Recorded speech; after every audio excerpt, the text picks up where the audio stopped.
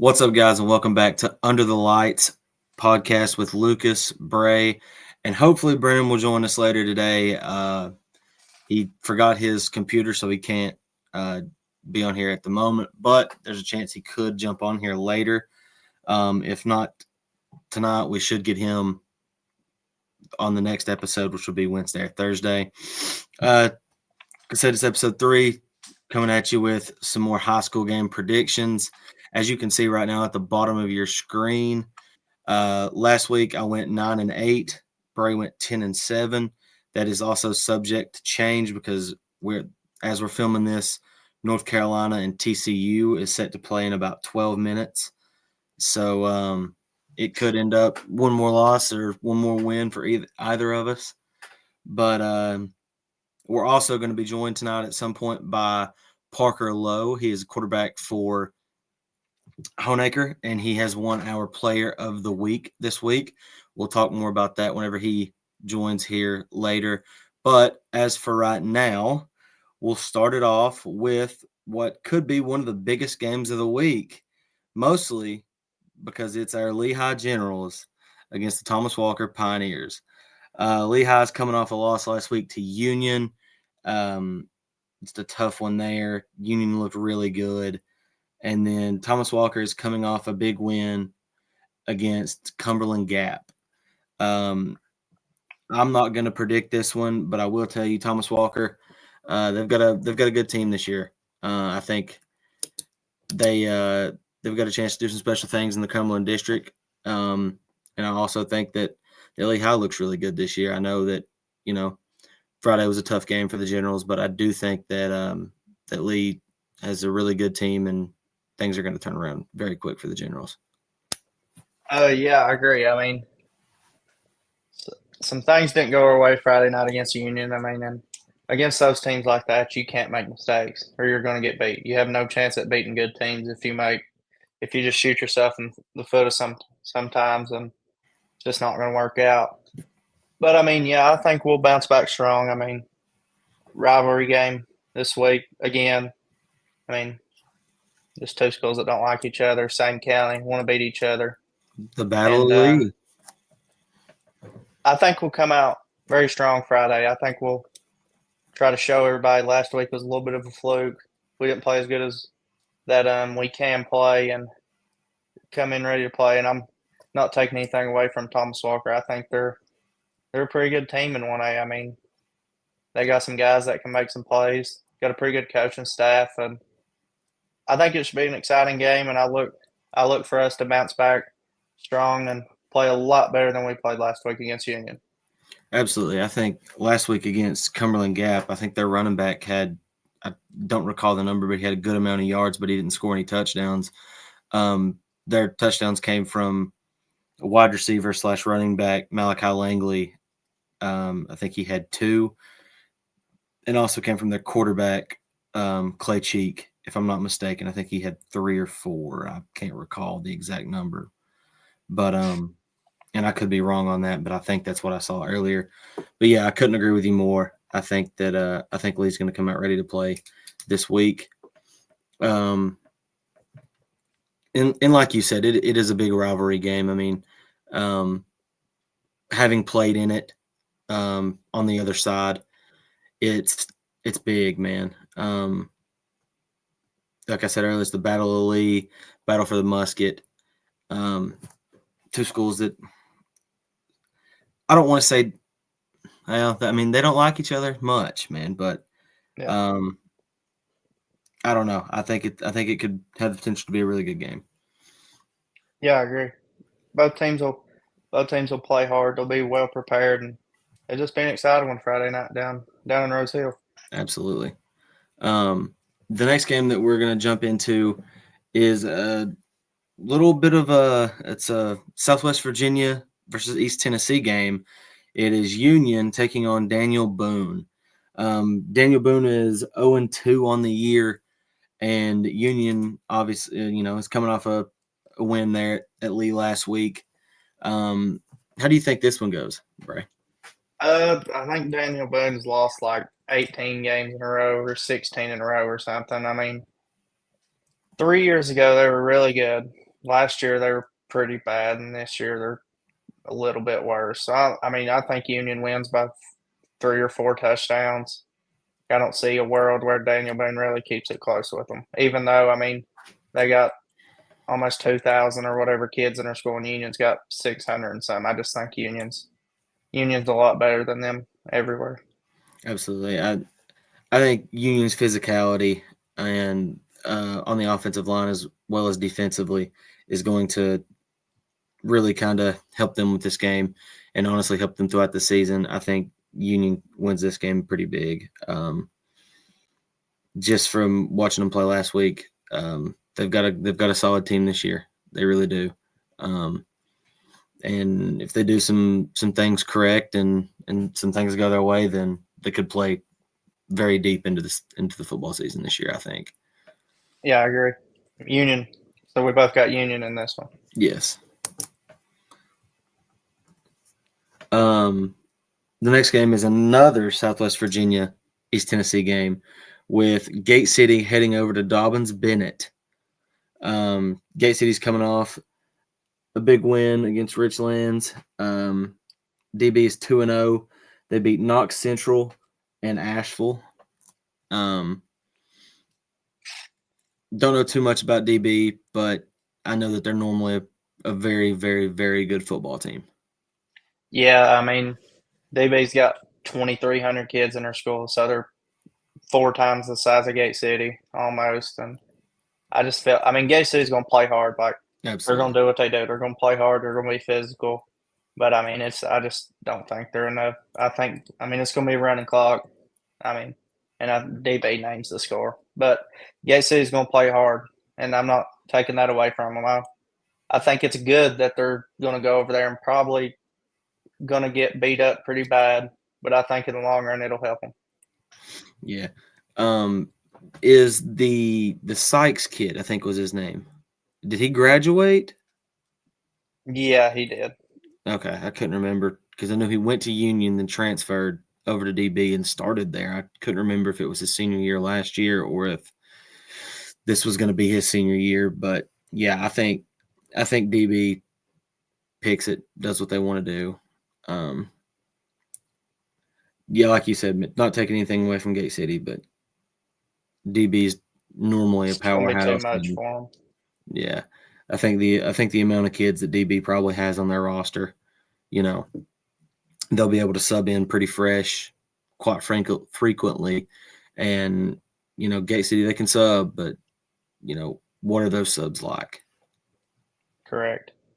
So yeah, I think we'll both take DB in that one.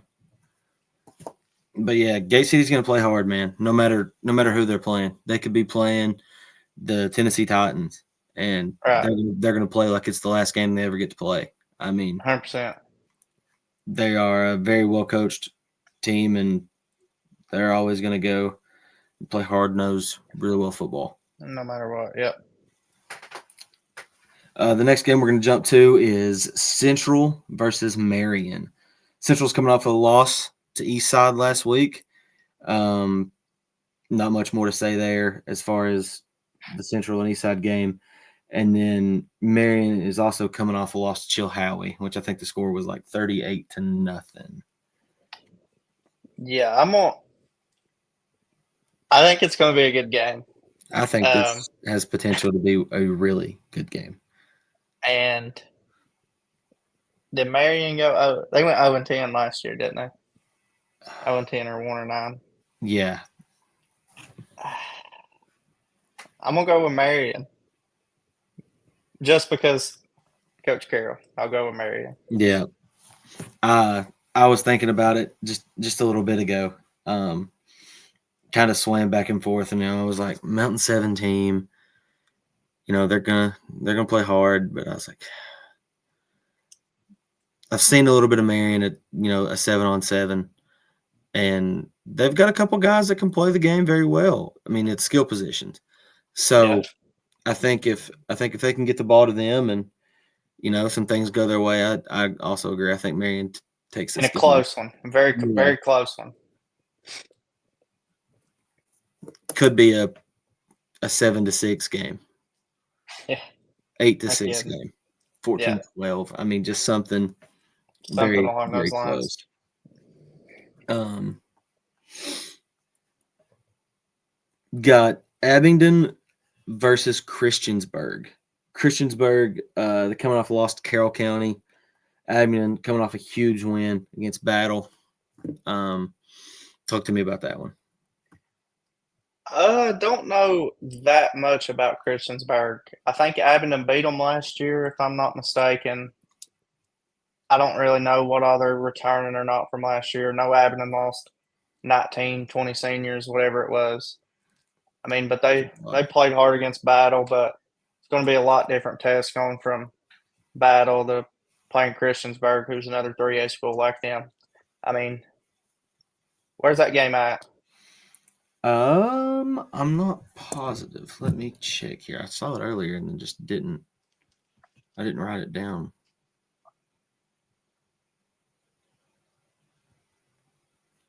For some odd reason. That game is at Abingdon. Ooh,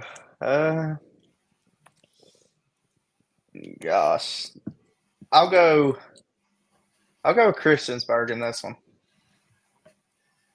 I think I'm gonna go Abingdon. Okay, I don't really know much. I'm just give me Christiansburg. Not knowing anything about them, I'd say they win this one Friday night. I'm taking Abingdon. Just I mean I say this, but Mountain 7 team going to play very hard.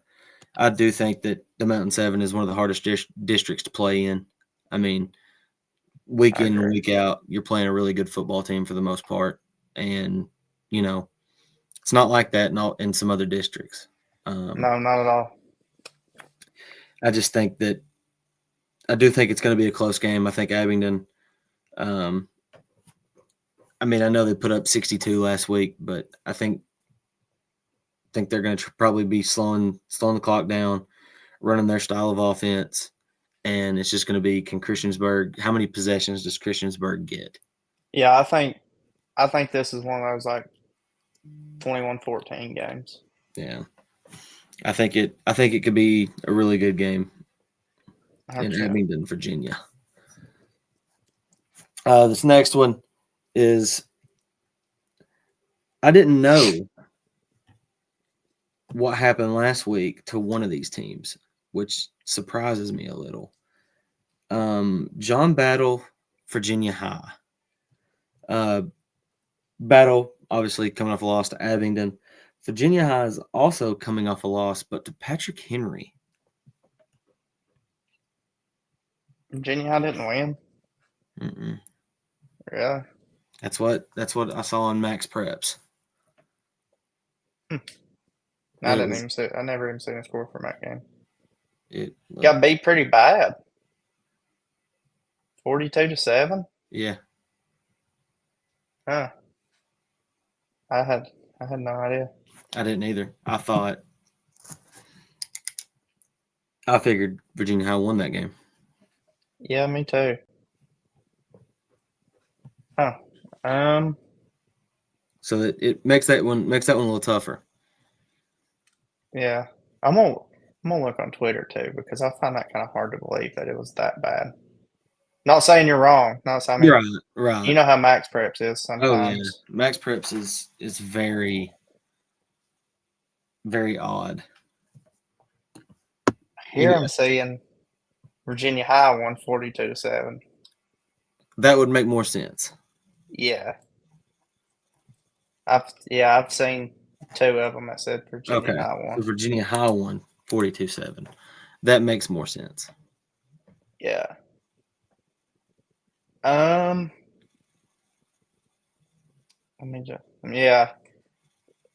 Virginia High Sports Network on Twitter said they won 42-7. Okay.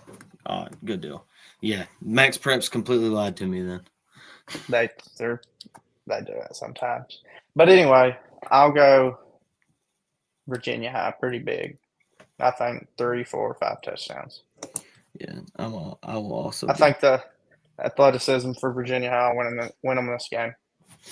Yeah, they've got also saw them at a 7-on-7 up at Emory, and they've got some really good skill guys, and honestly, their offensive line didn't look bad either. Whenever I saw them out on the field doing some drills, and they also did what they called a big 7-on-7, and tell you, man, some of those dudes could move. But yeah, I got Virginia High. Yep, pretty big in this one. me too. Also going to have Ridgeview and Paintsville is this next one. Ridgeview coming off a big win at Grundy or against Grundy, and Paintsville is 2-0 on the year. They beat Bath County last week and started out the year beating Floyd County. So Kentucky schools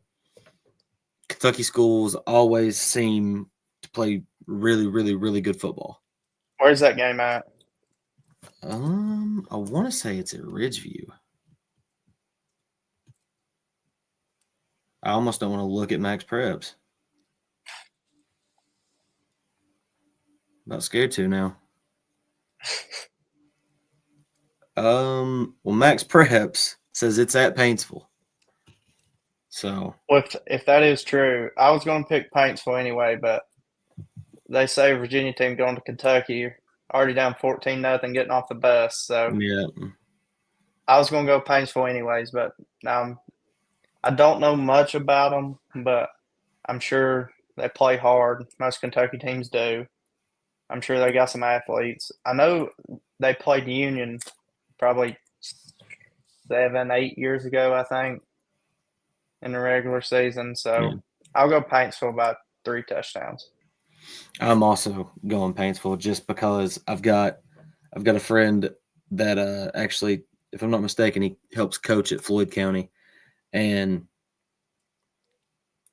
I know that team's normally that Floyd County team that they coach is normally a very good team, and if you're going to beat up on them like they did, then you've probably got a pretty solid team. So I'm also going to go Paintsville. Let's see here. Going to be switching over from Mountain 7 to a little bit of Cumberland District action. We've got Eastside Hurley. I'm going to go Eastside by a lot. Yeah. I think probably about the same as it was last week. Their guys probably won't play the second half. No. Hurley, they beat Bland County last week, but, so they're 1-0. I think the guys from Eastside will just be too much for them. Yeah, I think Eastside starts off the season 2-0, big win. Like you said, I would expect to see some of Eastside's players shoulder pads off in street clothes at halftime. I mean, that'd be hilarious. Just hanging out. Yeah. I'm kind of blazing through these. We've got the next one is Rock Cove Grundy. Rock Cove didn't play last week. Played their week 0 game against Lord Botetourt and lost that one 49-14. Grundy coming off a loss to Ridgeview. I still am going to go Rock Cove by definitely probably a good amount. I think that the Lord Botetourt loss, I think that just kind of set fuel to the fire. Because I think they truly went into that game thinking that they could really, really win that game. I feel like most people kind of expected that outcome. Lord Botetourt to kind of whip up on them. They're a 3A school. Rock Cove's a 1A school. You got kids from Scott County playing against kids from Roanoke. Yeah. But I think that game's really good for Rock Cove. I think playing them is a good test for them. Gonna get them ready for the rest of the 9 games they got left and playoff games and stuff. And I feel like they'll benefit off that, and I feel like they'll look pretty good Friday night. And they'll beat Grundy by, I don't know, however 3-4 touchdowns. Yeah, I agree with you there, man. This is one that I still don't know. Got Castlewood and Phelps. Castlewood lost Twin Valley last week. I think it was like 6-0. 6-0. Well, Phelps is also 0-1, and they lost to Pineville 76-40.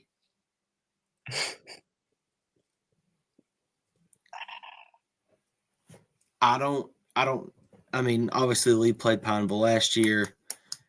I think it was a running clock game. I picked Castlewood last week. Didn't turn out good for me. But I'm going to pick them again. Yeah, I like Castlewood in this one. That's all I got. Yeah. Yeah. Nothing more. No. On to the next. Twin Springs, Unaka.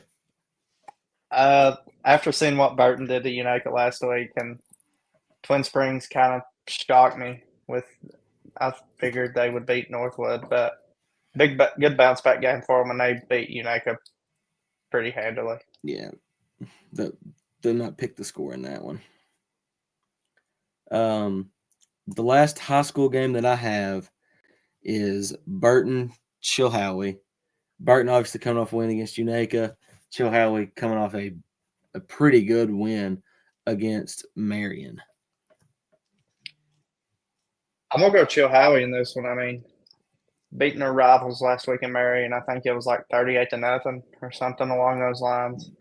I mean, they got riding on a lot of confidence, and I think they roll into this week's game against Burton just still looking good, and I think they're going to beat Burton.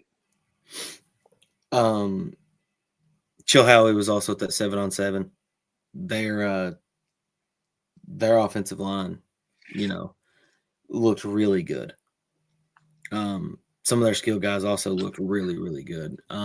I didn't know it, but they had he was pretty solid, caught about everything that came near him, had some good speed as well, and was talking to some of their guys after the game, or after some of that 7-on-7 stuff, and the kid's just a freshman. I mean, they were just wearing, I don't think they had numbers on, so I couldn't tell you the kid's name or what number he is, but he was a young kid, and he was playing very, very well against, I think they played Virginia High, and he was doing very well. So yeah, I've got Chilhowie. I don't think Burton wins this one. I know they beat Unaka last week, but I think Chilhowie is going to be more of a battle and more of a test for them. And I just think that Chilhowie's better off and probably going to end up winning this game. I agree. With all that being said, do you have any high school games that you know of or want to talk about? Yeah, I just seen earlier that I texted you about it earlier. Galax canceling on Graham. Yeah. I mean, Galax they didn't win a game last year, had to cancel their season after playing in the state championship not last year, but year before last. And I don't know, it's just crazy how hard things can get in 1A football. That's just like we were talking about in our first episode. These 1A schools go through these cycles, and after they lose that senior class that most of them were 4-year starters, and it's bad. Like it might be 10 years, 20 years before they're good again. And I worry that Galax is going to end up forfeiting the rest of the season again this year. I hadn't even heard about it until you had messaged me earlier about it, but it is insane, and it's wild to think that there's not enough kids in that area. Well, my bad, that go to Galax that want to play football. I mean, and Galax is historically like the last 10 years. They've been very a good football great team. program. Like, I mean, usually they're playing that first week of December. Absolutely.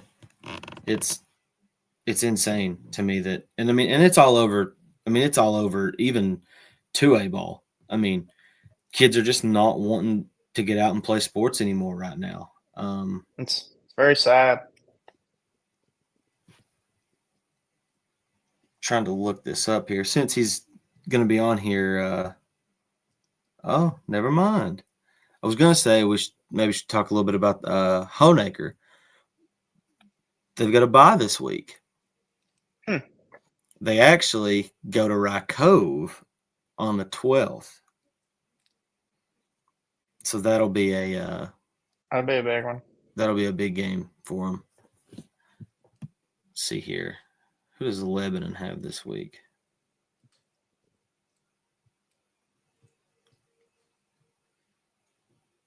That's not Lebanon.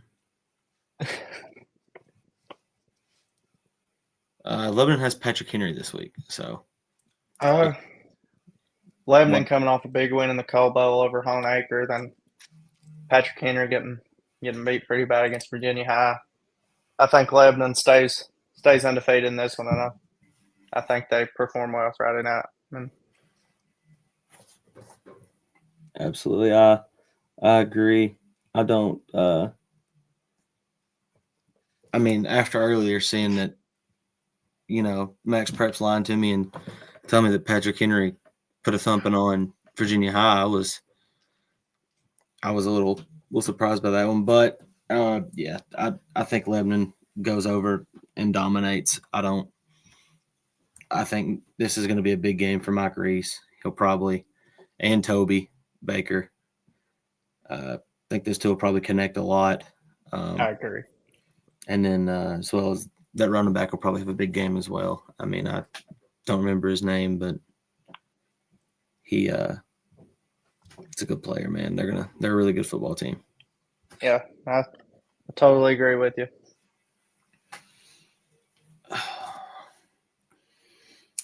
Back to the Graham and Galax situation, though. This week we should end up having going to try to get some Thomas Walker players on here to talk about the Battle of Lee and what it means kind of for them. Going to have some Lehigh players on here to talk as well about the Battle of Lee and what that means to those guys. Dude, I couldn't speak for a second. Should be joined by a couple Graham players, and then was Jasir Williamson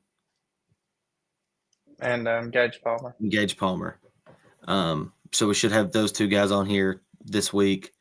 We're also probably going to be trying to look for potentially 2 or 4 more guys, just kind of talk ball with them.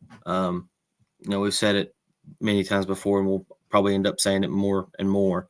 The whole thing for this is just to get guys on here and to talk ball and, see how they feel about their season and, get everybody some recognition that we can. Yeah, definitely. Just if you want to get on here, just send us a message. I mean, we're going to respond. We'll get you on here one night, talk for 20, 30 minutes, however long you want to talk for them. Just have a good time. I mean, that's what we're doing this for. Not for anything else, not for people to just watch us, just for people to just sit back, relax. If you want to watch us, great. If you want to subscribe, great. You want to like, great. I mean, we just want to get on here and talk with some guys, and I mean, I'm sure we'll say it every episode, but that's just our main thing in this.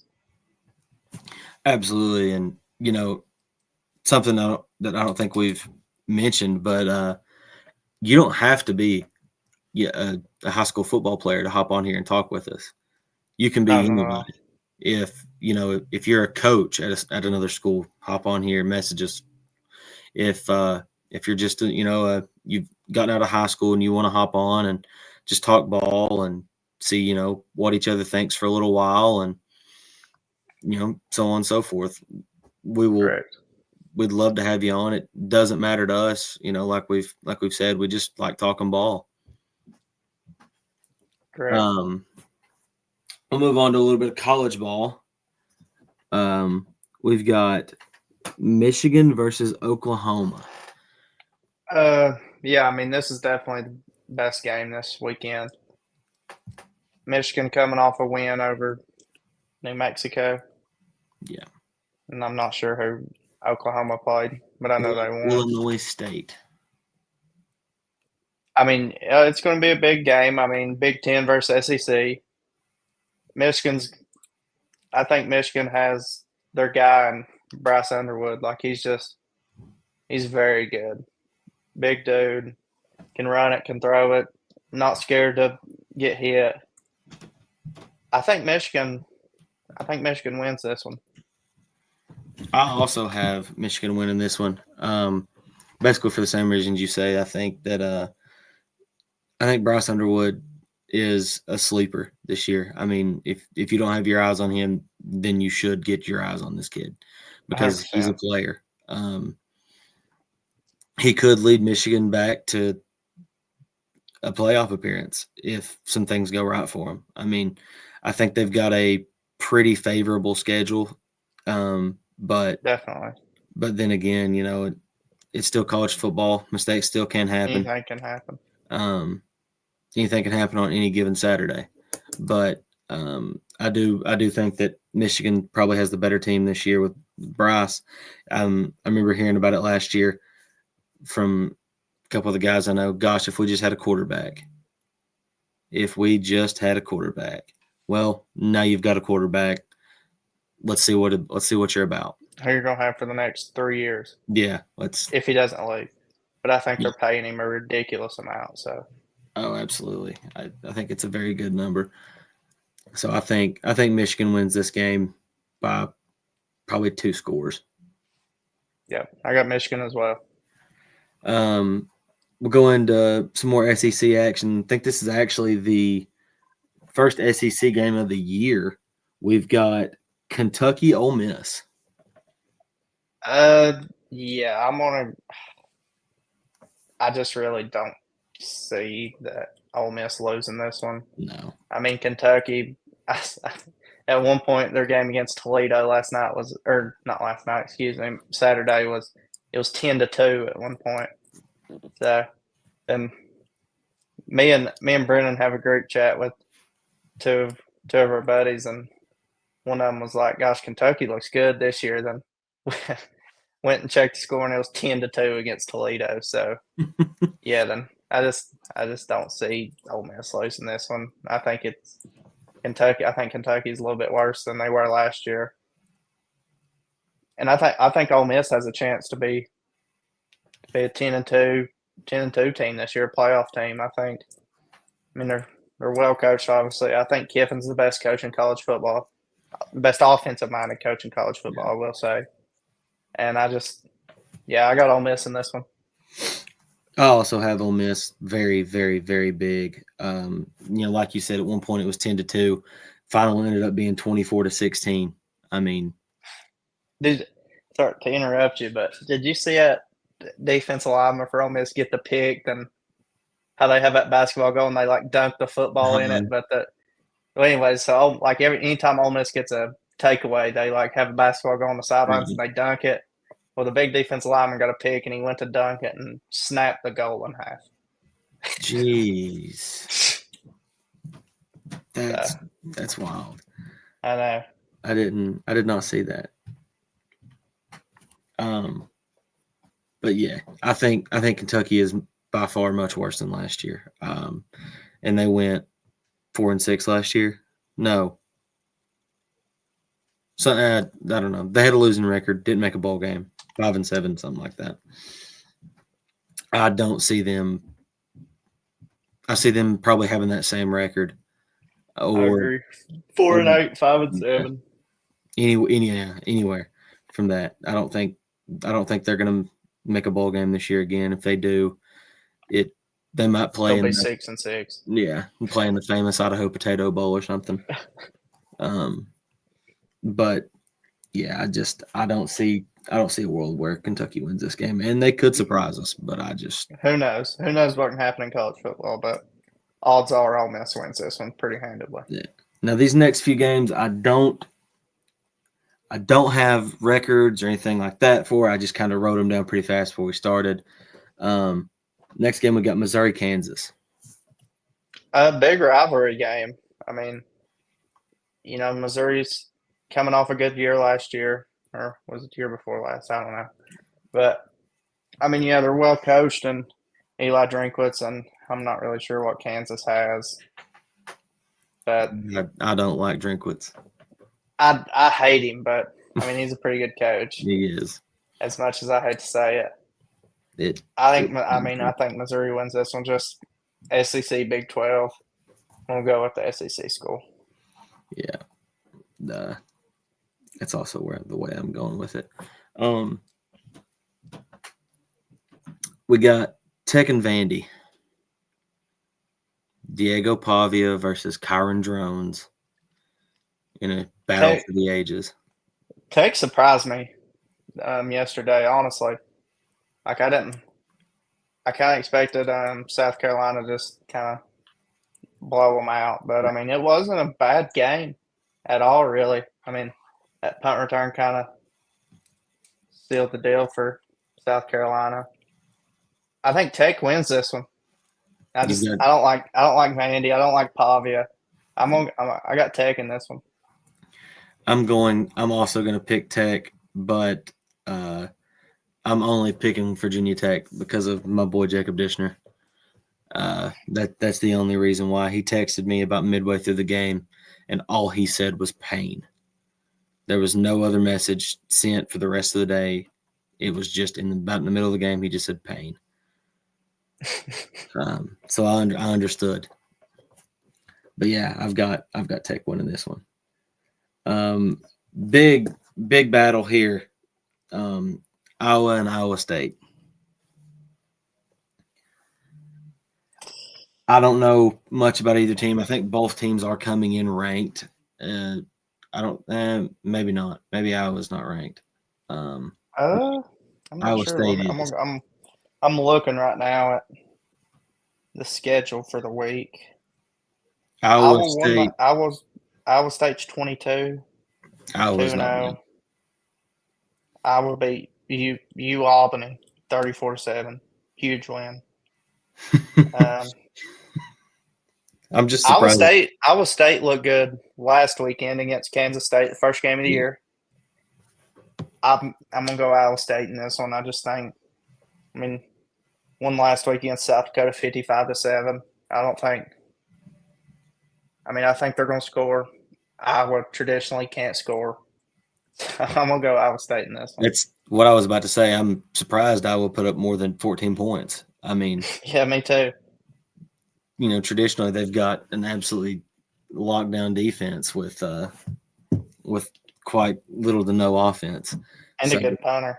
Yeah, amazing punt. Now Iowa traditionally they'll probably have a really good tight end and just never use him. Yes. So very true. I'm also going to go Iowa State. I just think that quarterback, what's his name, Rocco Becht for Iowa State. I really like him. There was talks about him transferring to Tennessee last year when Nico left. Speaking of Nico leaving, golly, well, so far it looks like a big mistake. I mean, yeah, Tennessee through one game, Tennessee definitely has won this trade pretty much. Yeah, first trade in college football. Don't want to talk too soon, but Joey Aguilar looked really, really good and poised. Yeah, Nico looks scared for his life. I guess it's in the old famous Pac-12 after dark game. Can't call it that anymore, but it just poor Nico. Yeah, not a good move there. Nope. We got Duke, Illinois as our next game that I have.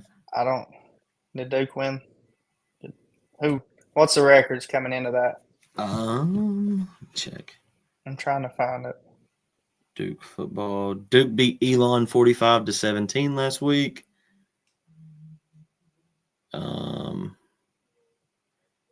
Illinois beat Western Illinois 52-3. Illinois is also ranked number 12 this year. Well, as of right now. Really? Yeah. I didn't even know they were ranked. I had no idea. Why is Illinois ranked higher than Tennessee? Wonderful, wonderful question. Yeah, I mean, I guess I'll go Illinois. Not knowing anything about either team, and I had no idea Illinois was even ranked, which I question that a lot. You said you're going to go Illinois? You know what? Screw it. Give me Duke. I'm going Duke. I mean, Illinois is only 2.5-point favorite. And the game's at Duke, so I'll go Duke. I like Duke in this one. Just the only reason is Duke's transfer quarterback, Mensa kid, came out of Tulane. I think he's a stud. I think he's a player. And I don't see him losing this game at Duke unless something insane happens. Not me either. He is a very good football player. Had a really good year last year at Tulane, and then transferred out, ended up at Duke, and I think it's a really good fit for him. Illinois, I don't recall who their quarterback is. Luke Altmaier. I was about to say, is it still the Altmaier kid? Yeah.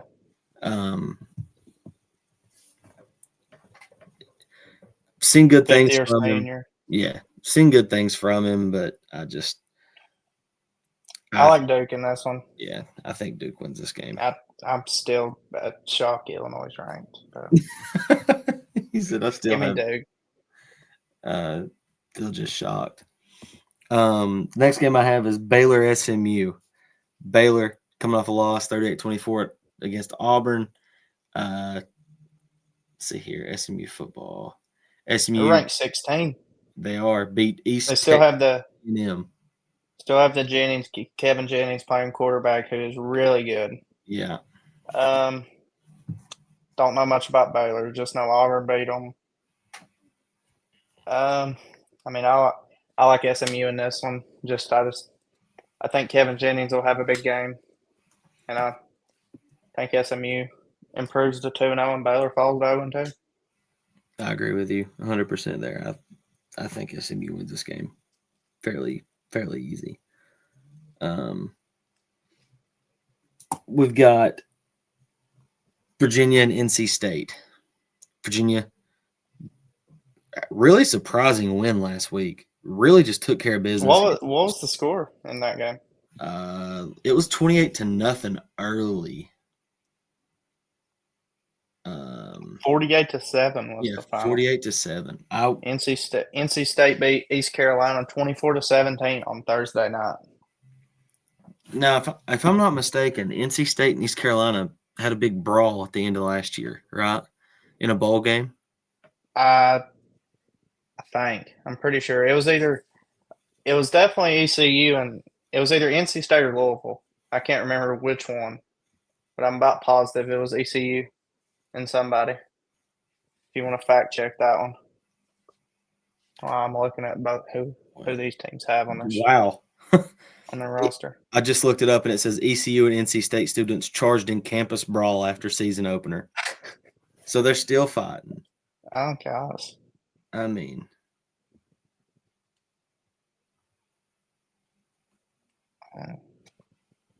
Yeah, it was December 28th, 2024. Was it Louisville or NC State? It was NC State. Virginia has that Chandler Morris kid playing quarterback, though. Is it TCU? I figured they would have did what's his name graduate? God, his last name started with a C. I can't remember his name. Chandler Morris was their starter last week. He's been everywhere. Yeah. Oklahoma, TCU, North Texas, and now Virginia. What is? I guess he did. His sixth year in college football. Yeah, I guess he did. Anthony Calandrea was who I was thinking of. He graduated last year, or he transferred. Let's see. Little score update in the North Carolina TCU game. North Carolina's up 7-0. Nice. Good to know. Anthony Calandrea transferred to UNLV.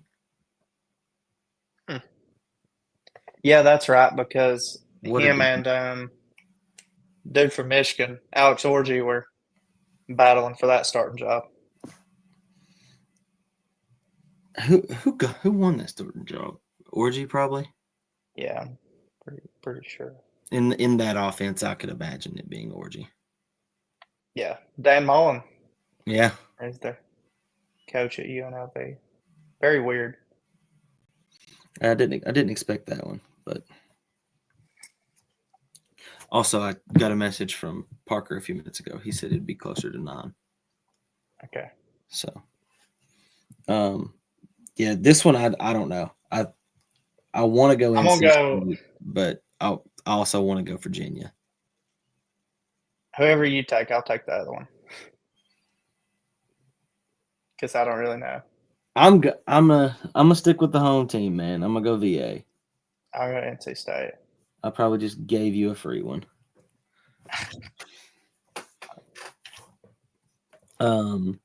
Got North Carolina and Charlotte. Yeah, I mean, Charlotte got beat according here, let's see who they lost to. Lost to App State 34-11. I mean, I'm gonna go North Carolina in this one. Pretty big, probably. Yeah, I don't foresee them I don't foresee them losing that game. Especially if they start off good tonight against TCU. I just don't. But then again, I don't think they would lose that game even if they did lose tonight. I've got 2 games left. I've got Marshall and Missouri State. I just kind of threw that one in. Why not? We'll sum Yeah, it I up. mean, there's not that many good games this week. No. I mean, I'm Marshall. going Marshall.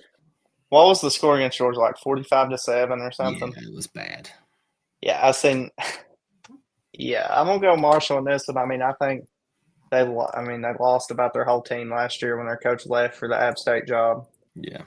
I think they lost like 40 people or something ridiculous. They couldn't play their bowl game, if I'm not mistaken. Right, because I think everybody left for them.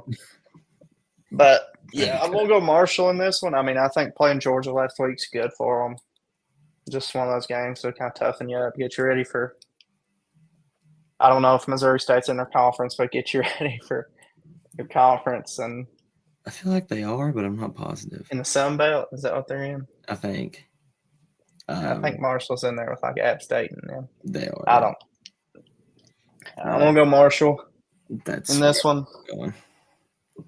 I seen before we move on from Marshall. I seen right before I jumped on here, like from the interviews on Friday, and one of Marshall's like D tackles or offensive tackles was like talking about like after Saturday the world's gonna know who we are or something, or we're gonna shock the world against Georgia or something. But see how that ended up. So, but I'm gonna go with Marshall. I'm gonna go with Marshall in this one over Missouri State.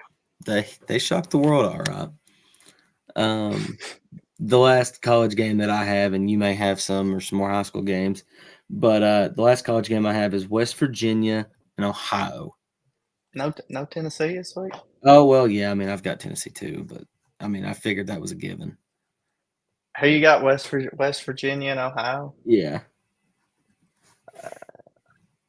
Don't know nothing about either team. West Virginia won. Ohio got beat week 1.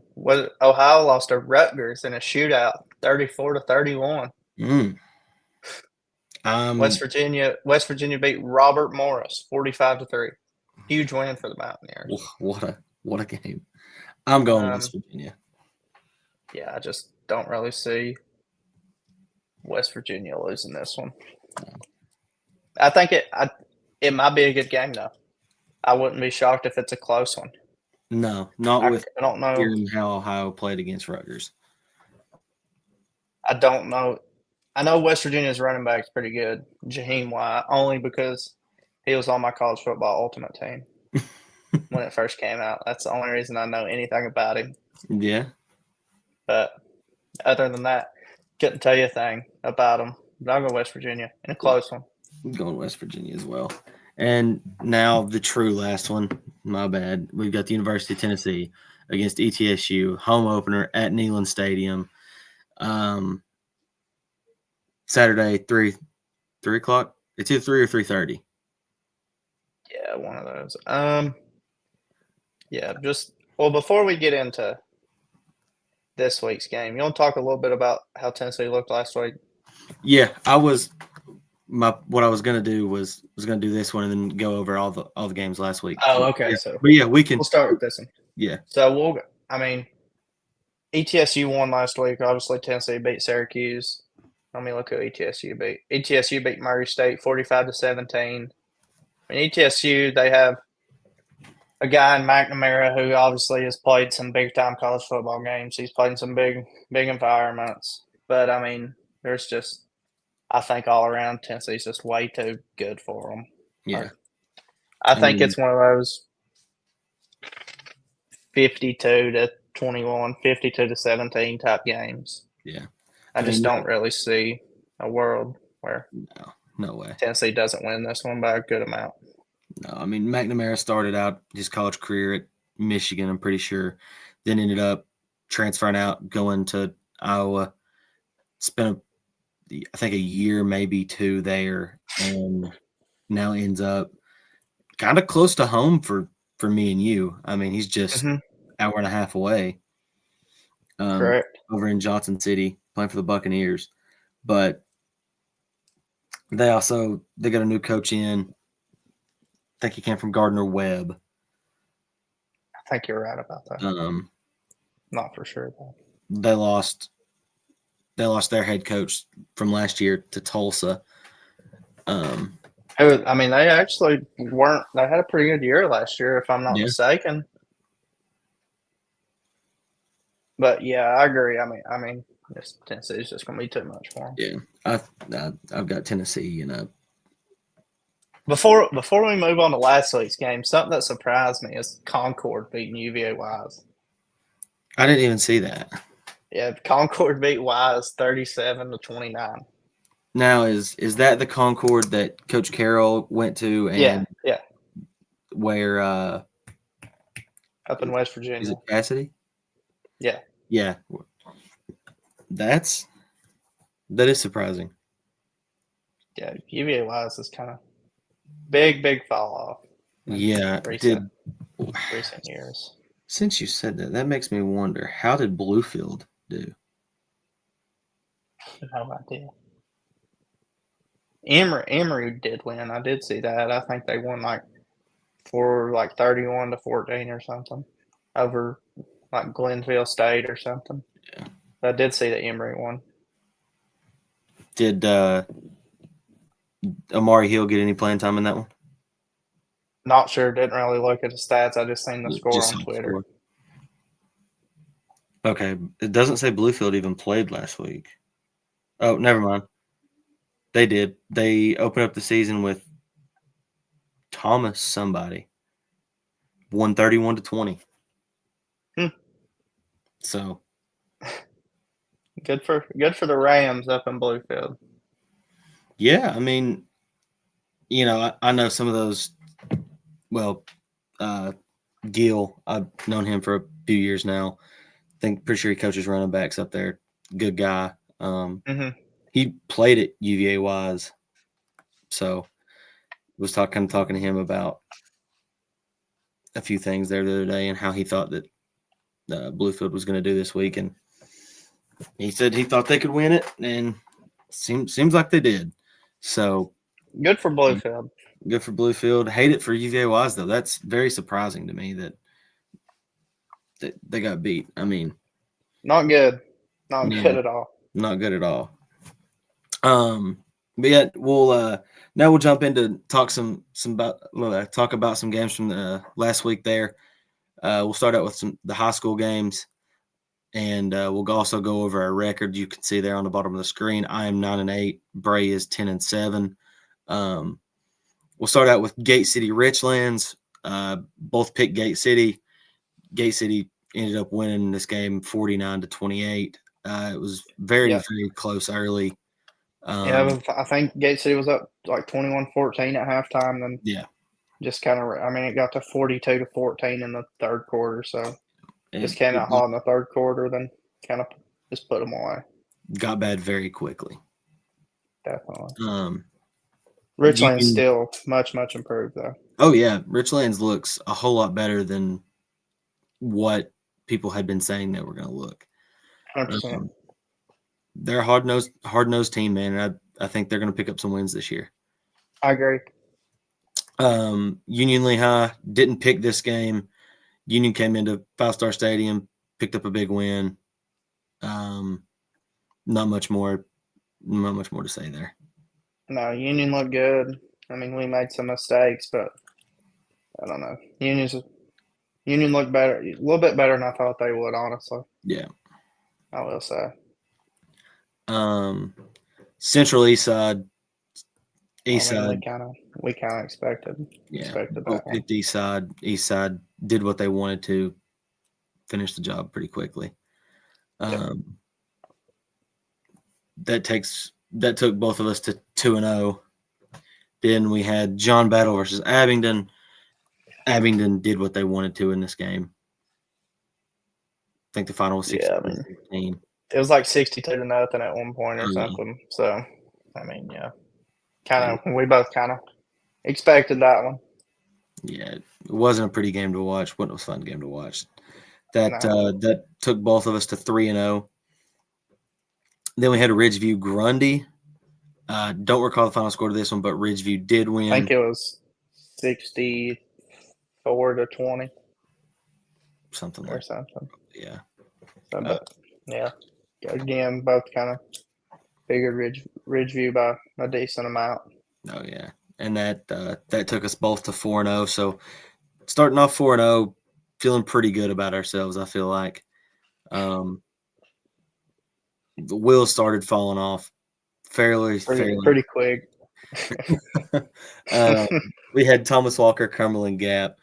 Both picked Thomas Walker.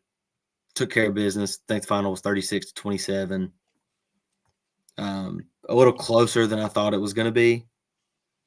Not knowing much about the Gap. I think we both kind of figured Thomas Walker by a little bit more than what they did, but we both had them winning. So, good start for Thomas Walker. Absolutely. That took us both to 5-0. And then the wheels. Just bad. Twin Springs Northwood. That was the biggest shock of the week for me. I did not expect Northwood to win this game. Not at all. I would be the first to say it. I was talking with somebody about that the other day too, and I don't know. I feel like that was the biggest upset of the week. Yeah, it was very surprising whenever I checked it. I checked it on Saturday on the ride home from Atlanta. And what was it, 38-21 or something? 38-21, 35-21, something like that. It was 2-score ball game. Yeah. So yeah, we both picked Twin Springs in that one. That took us both to 5-1. Bounced back, had J.I. Burton and Unaka. Both picked Burton pretty big, I'm pretty sure. It was like 56-6. Yeah, it wasn't a game. No. Probably wasn't ever a game. Took us back to 6-1. And then Castlewood and Twin Valley. Both picked Castlewood? Yeah, we both picked Castlewood. Yeah, Twin Valley ended up winning this game 6-0. That score, and it came off a scooping score, actually. Yeah. I read. So, defensive battle. Yeah, there was not. I'm sure the offensive coordinators on both sides are probably trying to figure out what they're going to have to do this week. 100%. It took us to 6-2. We had Graham and Bluefield both picked Graham. Bluefield picked up a kind of a statement win to end this streak. Yeah, 20 to 10, Just 2-possession win. I wasn't expecting it. I figured Graham would win this one for 5 in a row, and I mean, it's always going to be a good game when those two meet. Both very good teams. 10 minutes apart from each other, if that. So I don't know. That was also a big shocker to me. Graham getting beat. yeah, That one in Twin Springs kind of shocked me a lot. But yeah, so what's that take us to? 6-3. 6-3. We're both 6-3.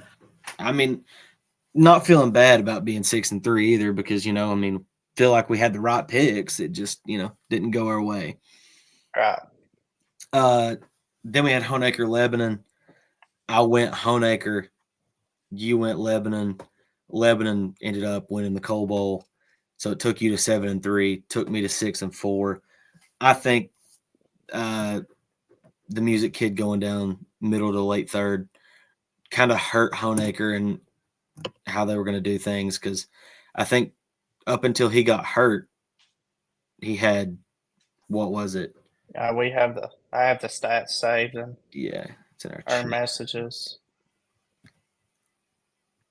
He was 11 catches, 234 yards, 3 touchdowns. Yeah, just insane.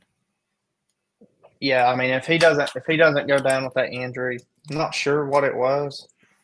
I was watching when he got hurt, and dude he got tackled from the back, and it was probably a leg injury or ankle injury. Was it like a hip drop tackle?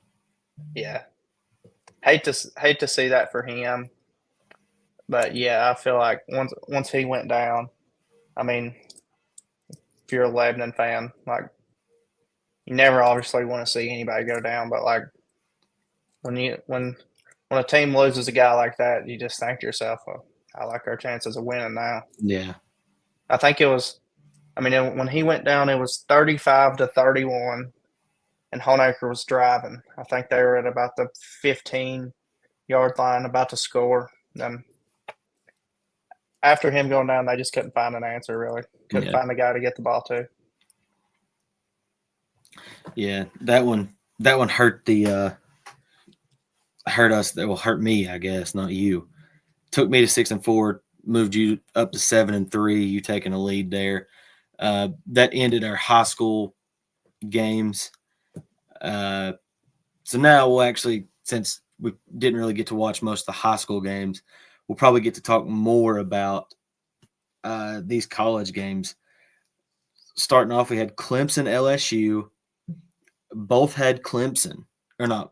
Yeah. Both had Clemson in this game. This was a very good football game. 2 playoff teams, in my opinion, meeting up to start the year. 2, I think personally, the 2 best quarterbacks in college football going at it. What shocked me the most was the defenses. LSU's defense is really good. We knew Clemson's front four were great, the best in the country. But LSU just, outscored them. It was 10-3 at halftime, I think. Yeah. Clemson was up 10-3 at halftime. Then LSU just scored those 2, then got a big stop late while Clemson was driving to tie it. Got a 4th down stop in the red zone, I think, wasn't it? Or close to it. It was close to it. If it wasn't, I think it was in the red zone, like maybe at the 18 to the 20. But if it wasn't there, it was very, very close. Even Nussmeier looked good at times. Klubnik showed some stuff. I figured both of them would play a little better. I will say that. Yeah. But I feel like you can tell. I feel like you can definitely tell that those are the 2 best quarterbacks just from watching them play. Yeah. Even though statistically they didn't have their best game. I agree with you there. I'm trying to to fix this. I actually messed up on this screen.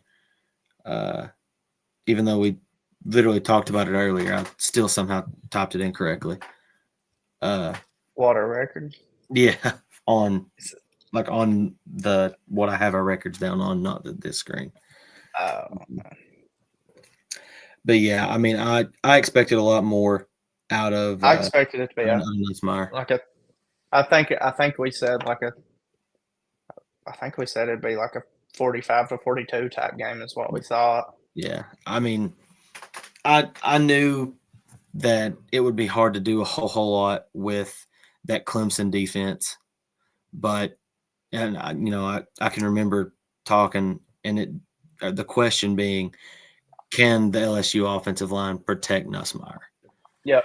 And I don't recall the exact number, but I don't think he got sacked too much.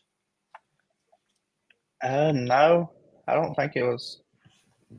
Let's see. We'll get the stats here. Yeah. Nussmeier, 28 for 38, 230 yards and a touchdown with a quarterback rating of 82.7. So really not bad. Caden Durham, 17 carries for 74 yards and a touchdown.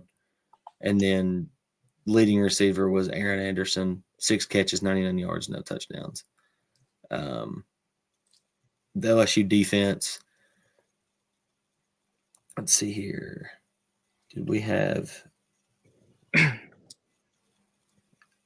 Harold Perkins Jr. had a sack, PJ Woodland had a sack, and that's it. I'm trying to see. Mansour Delane had a pick. Yeah, he's very good. He's going to be a stud. So were those I can't remember their first names, but the Weeks brothers that play inside backer for LSU, they're very, very good. Maybe like Witt and West. Yeah, Witt Weeks is one of their names. I know that for a fact. I can't recall the other though. Yeah, but they're both very good at inside backer. Harold Perkins is very good. He actually won it for him there. He hit Klubnik there on that 4th down, and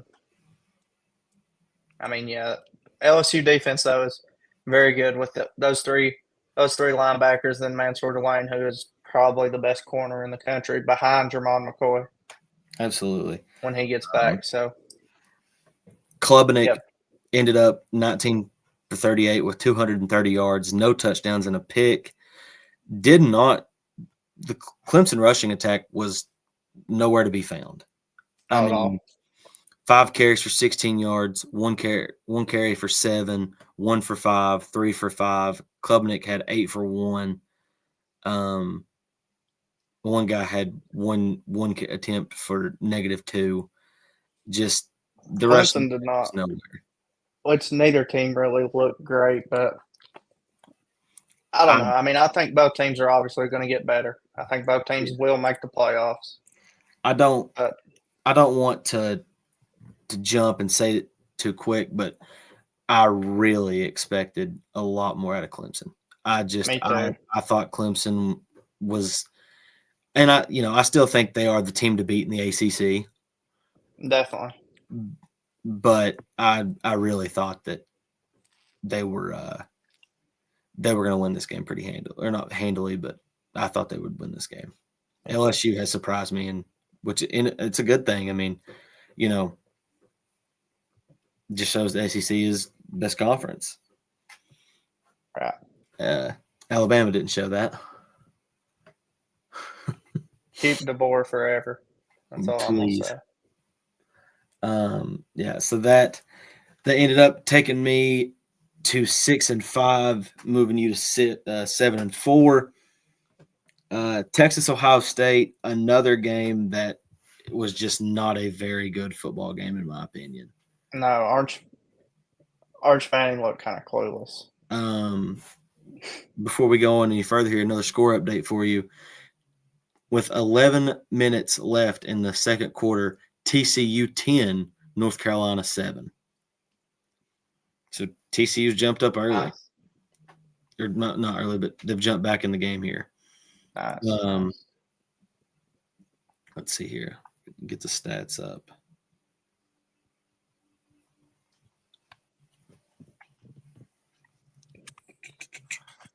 No, I don't want. I got them pulled up. You want me to read them?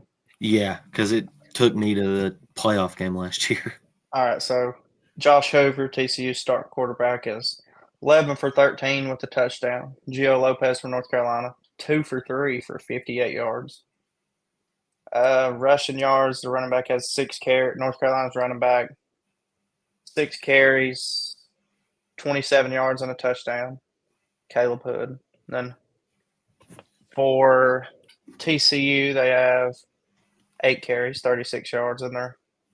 Receiving wise, we got for TCU, Jordan Dwyer, 3 receptions, 45 yards and a touchdown. For North Carolina, Jordan Shipp has 2 catches for 58 yards. I don't know. I mean, as of right now, it's kind of anyone's ball game. Yeah, definitely. With still 11 minutes left in the second quarter. Come back to Texas and Ohio State. Just honestly, a terrible showing from Texas. Yeah, Arch Manning looked pretty. You can tell. I mean, didn't look very good. Neither did Ohio State though. Jeremiah Smith didn't look great. Julian Sayin didn't look great. I mean, Arch Manning was 17 for 30 for 170 with 1 touchdown and 1 pick, but he got all that, if I'm not mistaken, in the fourth quarter. Yeah. I mean, he had 7 yards passing early. Sorry to interrupt you, but I seen something actually Saturday that Peyton and Eli both lost their first college road start. So Arch might be all right. Who knows? Yeah. I mean, I do think he'll progress and get better as the season goes on. But I was talking to my dad earlier, and I said, like, since Sark has been at Texas, he's 1-5 against top 5 teams. So he's kind of slowly becoming the James Franklin of the SEC. Yeah. I mean, Franklin's 1-15 versus top 5 teams at Penn State. So not a good record, huh? We'll see though. Season's still early. What is it? Season's still early. We'll see. Oh yeah, absolutely. The Wisner kid went 16 for 80. Baxter 10 for 40. Arch Manning did have 10 for 38 on the ground, and Wingo 1 for 8. Not too much going receiving. Wingo was their third best receiver. 2 receptions, 35 yards. Jumping over to Ohio State, Julian Sayin went 13 for 20, 126 yards, and a touchdown. C.J. Donaldson, transfer from West Virginia, 19 carries, 67 yards. Carnell Tate, surprisingly, who should be at the University of Tennessee. Caught that touchdown. Yeah. And he was their leading receiver, 2 receptions, 49 yards, and touchdown. Jeremiah Smith had 6 for 43, and I think he had a few drops as well. Just to speak on him real quick, him and Ryan Williams did not look like their normal selves on Saturday. Absolutely not. Season's still young though. Like, we'll say all this, then I mean, who knows what's going to happen 10 weeks from now. Trying to send this message back to Parker here. See that ready? Yeah. Do you want to just go ahead and bring him on and then come back to this? Yeah, that's fine. Okay.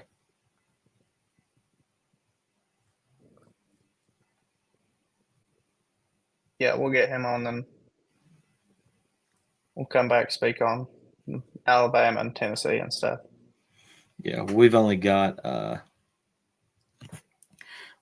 Alabama, Florida State, Virginia Tech, South Carolina, Notre Dame, Miami, Virginia Coastal, and then Tennessee, Syracuse left. So we've only got a few games.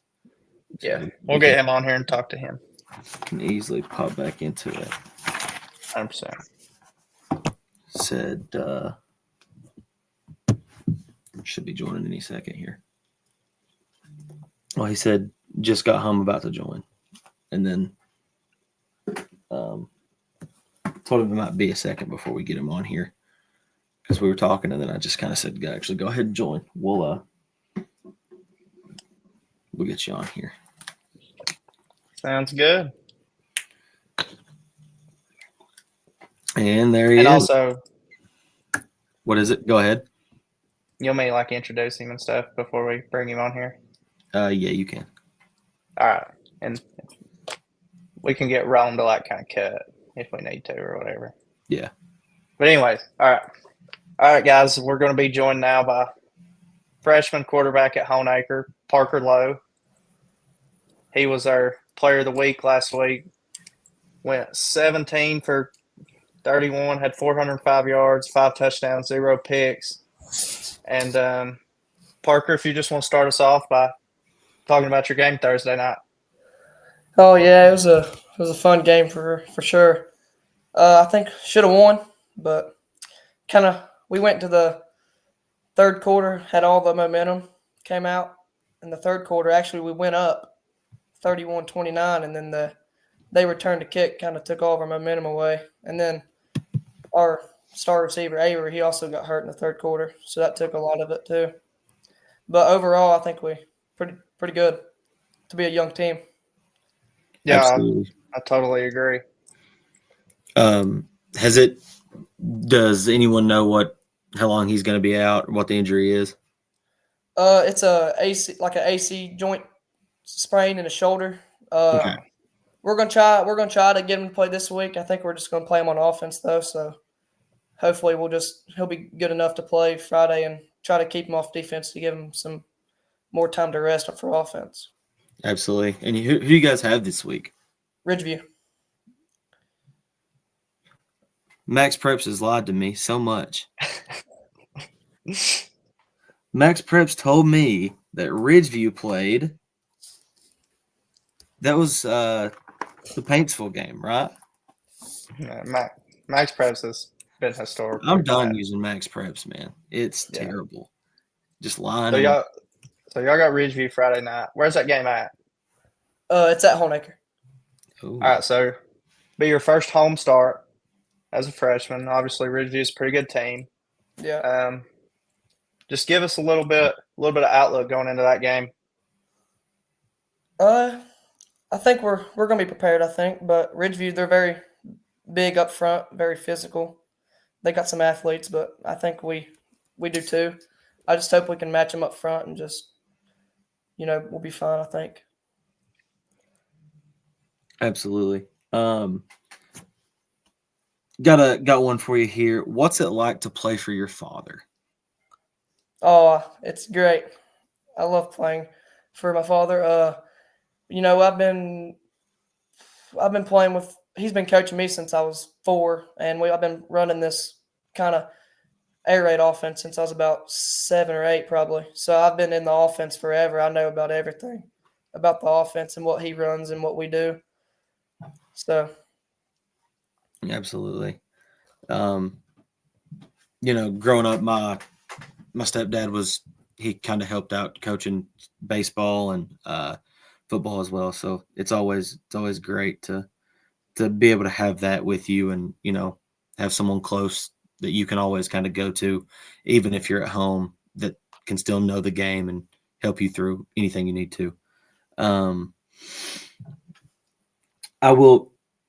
Who do you model your game after?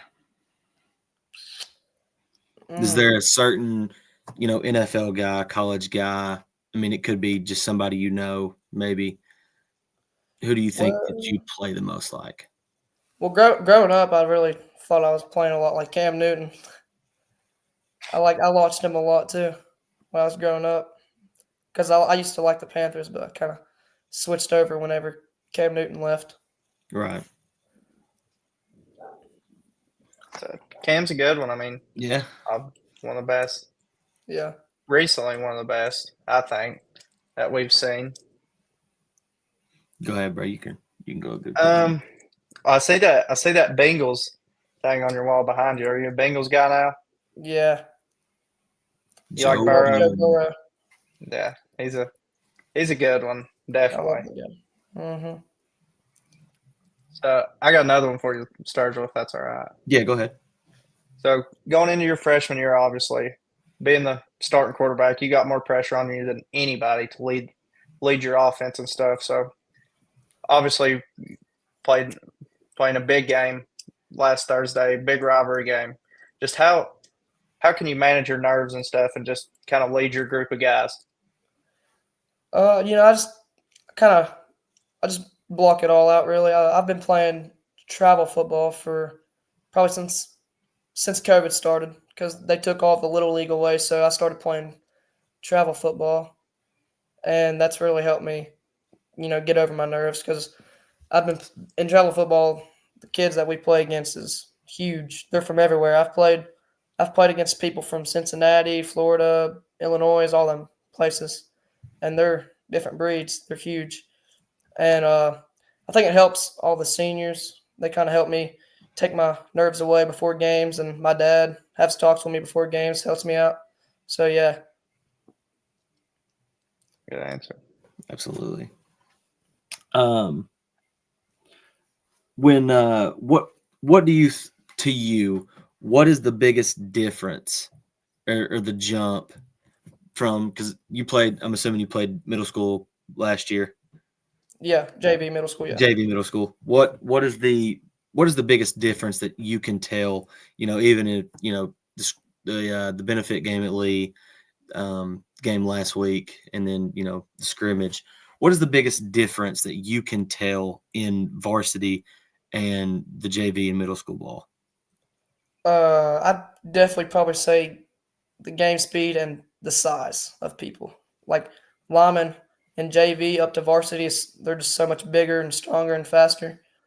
And the noise it's a lot more noise. Absolutely. Yeah, I play basketball. Then obviously I don't play football, but like going from 8th grade playing JV to then your freshman year starting that first varsity game, the speed of the game is just so much different. I mean, it's like that in football, obviously, like you said. Then you got the size of people, then just obviously a lot more fans at the game. So I feel like for most everyone going from 8th grade to freshman year, they'll say about the same things that you just said. Yeah.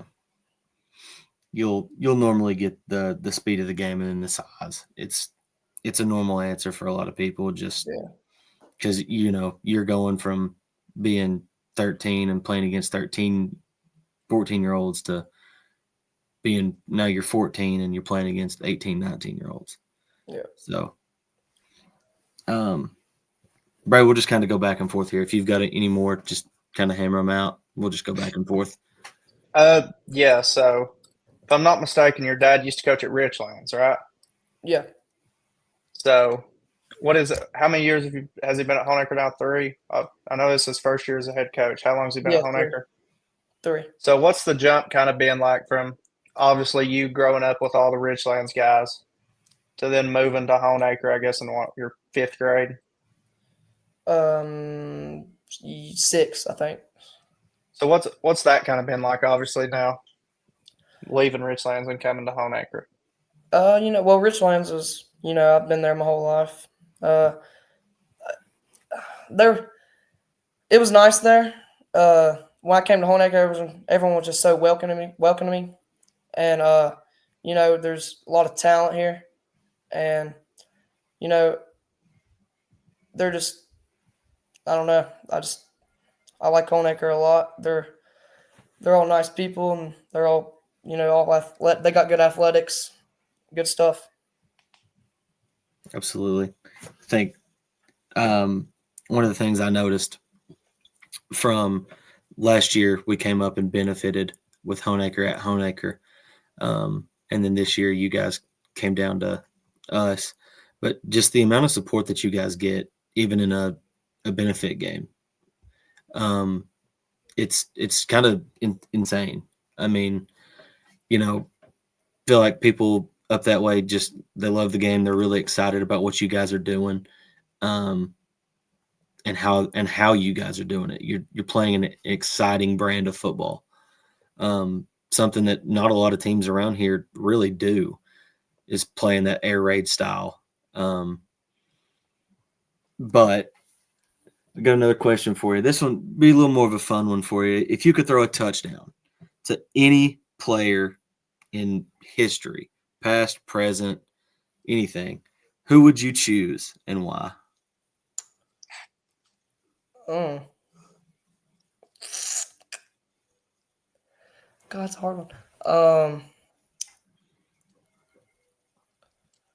I'd like to throw one to Jamar Chase. Yeah, I like that one. a little back shoulder fade. Mm-hmm. Hit a good one. I got another one for you. We talked about a little bit NFL. Are you a big college football fan? Yeah, Who's your team? Oregon. Okay, Interesting. acceptable. Acceptable. If you'd have said Bama, we'd have been. Yeah, we're both Tennessee guys, so can't really say much about Oregon. But what made you start liking them? I don't know. I liked Bo Nix when he was there. He kind of caught my eye a lot. I started watching all of his videos about him when he was growing up and him going through college. And then Dylan Gabriel, he was a good quarterback too that came through Oregon. So I just kind of started watching them, and that's kind of just started being my team. I like that. I was thinking DeAnthony Thomas, Marcus Mariota. A little bit older, yeah. Yeah, I was thinking that group of guys, but sheesh, it's been a while, hasn't it? You're an old man. I know, 25, man. This is the last one that I have. When you think about, it's kind of also it's two-parter. When you think about the future, maybe this future of this season for the Honeacre Tigers, how do you feel that this season can go for you guys? And as well as what long-term goals do you have for yourself? That could be going to college, getting a D1 scholarship, and then potentially going on to play in the NFL. Just what goals do you have for this season, as well as what goals have you kind of set for yourself wanting to go and play more ball if you want to do that? Yeah, I think this season we can definitely make a big run. Hopefully go to state. I think we have the players to go to state. And in the future, I think like up until I'm a senior, I think we can win a state championship. We have a great group of freshmen and sophomores, and I think we can do it in the next 4 years. And after college, hopefully I get a D1 scholarship and go play ball somewhere. Absolutely. Now, along with the music kid, you also have another freshman, number 7. I don't know his Jeremiah name. Rose. Yeah. Now he played really well against us down here.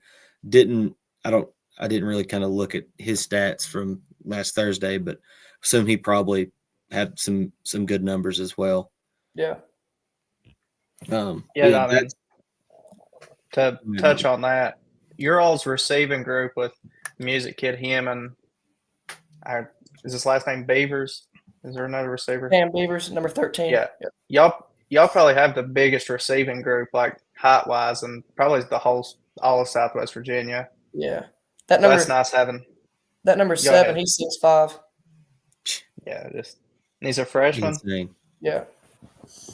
So you've kind of grown up playing with. Well, no, I don't want to say grown up, but you've played a lot of ball with him then. Yeah, number 5. He didn't play against y'all, but me and him, he came from Richlands too, so I've played with him since I was in about first grade, something like that. Shoot. That's awesome.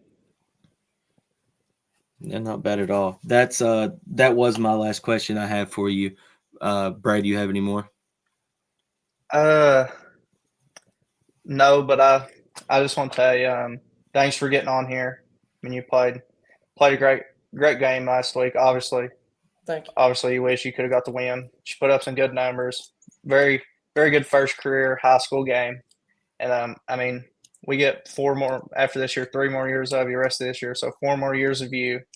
I expect about every week for you to put up some crazy numbers. And I mean, you're a first ever player of the week winner, and I'm sure it's not going to be the last time. So I just appreciate you getting on here, and I enjoyed talking to you. Yeah, anytime. Yeah, like Bray was saying, this is our technical 3rd episode as a true podcast, and we'd kind of talked about it, and we wanted to start doing a player of the week, and we didn't want it to matter if your team won, if your team lost, anything like that. We wanted it to be strictly based on how you as a single player played the game, because that's what a player of the week should be. It shouldn't matter what happens. It should matter how that individual played. And we kind of talked about it and both agreed that you were the guy to accept or to win our first player of the week award.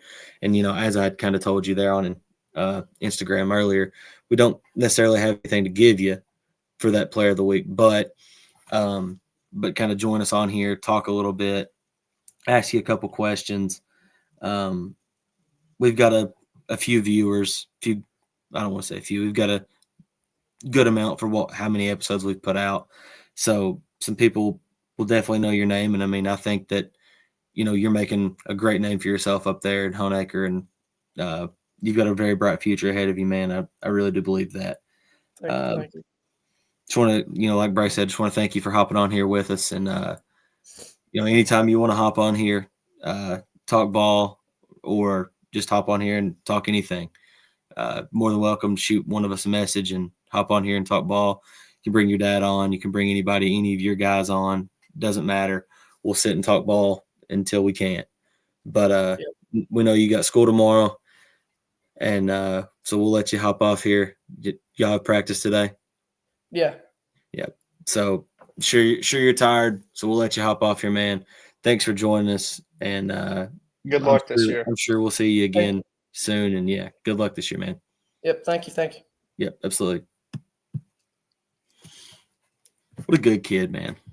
Yeah. I mean, obviously, we don't know him personally, but just talking to him right there, like, you can tell he's been raised right. Just very good kid. And I mean, really, the sky's the ceiling for him. Absolutely. I mean, especially now knowing that, he's got two other freshman receivers, one being 6'5", the number 5 kid. I don't think he's very tall, but I know he's fairly fast, as well as, I don't know. I know number 23 was pretty good for him. I don't know what grade he's in, but yeah, I think that they're going to be very good for years to come. Definitely. But with everything that we had there, we'll kind of move over here to move back to what we were talking about earlier. We just finished up talking about the Texas Ohio State game. I moved to 6-6 on the week. Bray went to 7-5. Now we go to Alabama and Florida State, where we both picked Alabama. So I moved to 6-7. Bray moves to 7-6, and just honestly a very surprising game. Gosh, yeah, definitely. That was the biggest shock to me of the weekend. I mean, I figured Alabama would go in there and handle business, but I mean, with Castellanos at quarterback for Florida State and Gus Malzahn calling their plays, I mean, they just kind of ran it down their throat, and Alabama just had no answer for them. Offensively, they struggled. Ty Simpson struggled in his first start. Ryan Williams didn't look like Ryan Williams normally does, and Florida State just did everything right, and that's why they won this game by 2 touchdowns. And who would have thought sitting here, I don't know, 8 months ago when Florida State went 2-10, thinking they're going to beat Alabama first game of the year next year. It's definitely wild. And I mean, the game wasn't particularly close either. Like, the score says 31-17, but I mean, it was 24-10 for a while there late in the game, until I think Bama kind of punched one in the fourth quarter, made it 24-17, and then Florida State went down and kind of put the nail in the coffin to end it off. And I think Bama ended by turnover on downs, and then Florida State just ran out the clock. They just didn't look. I don't know, like we kind of touched on earlier, Kalen DeBoer era, at Alabama could be short-lived. Very. Like, I mean, me and my dad were talking about it earlier. Like, if they go 9-3, 8-4. They're probably going to fire him. If they miss the playoffs again, he could be out very, very quick. I mean, he had a good thing going at Washington. He shouldn't have left Washington. No. You got to be crazy to want to replace the best to ever do it in Saban. Yeah, that job, the Bama job, is not like whoever takes the Bama job after DeBoer they'll have a good time and be able to do kind of because there's no pressure on them really. They don't. It just comes back to all right. Well, haven't been historically. While we had Saban, we were really, really, really good. DeBoer kind of didn't do what we thought he was going to do. Now, and to be honest with you, there's one guy that's been talking about wanting to come back and coach college football. And it's Gruden. He's publicly stated that he would love to coach again. I mean, yeah, I could see him coaching. I don't know. I personally said Saturday that if they do get rid of DeBoer, I think Kiffin would want that job then. I don't think he wanted it because he didn't want to be the one to replace Saban. Because that's the hardest thing anyone could ever do. Yeah. Just go over a little bit of stats here. Ty Simpson, 23 for 43, 254 yards, 2 touchdowns. In the run game, K. Riley, five carries for 31 yards. Young had 9 carries for 26 yards. Ty Simpson went 9 for 17. That's really about it as far as mentioning. Bernard in the receiving aspect, 8 receptions, 146 yards, no touchdowns. Cuevas 3 for 31 and 1. Ryan Williams, like you said a moments ago, just not a very Ryan Williams-esque game. I mean, 5 for 30, no touchdowns, just not great from him. And no, not at all. I mean, that's really all that's worth talking about.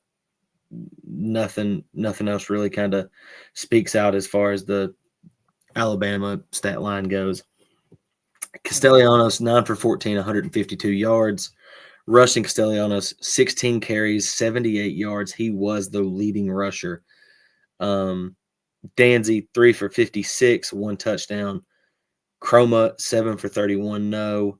Sawchuk, 6 for 28 and a touchdown. And then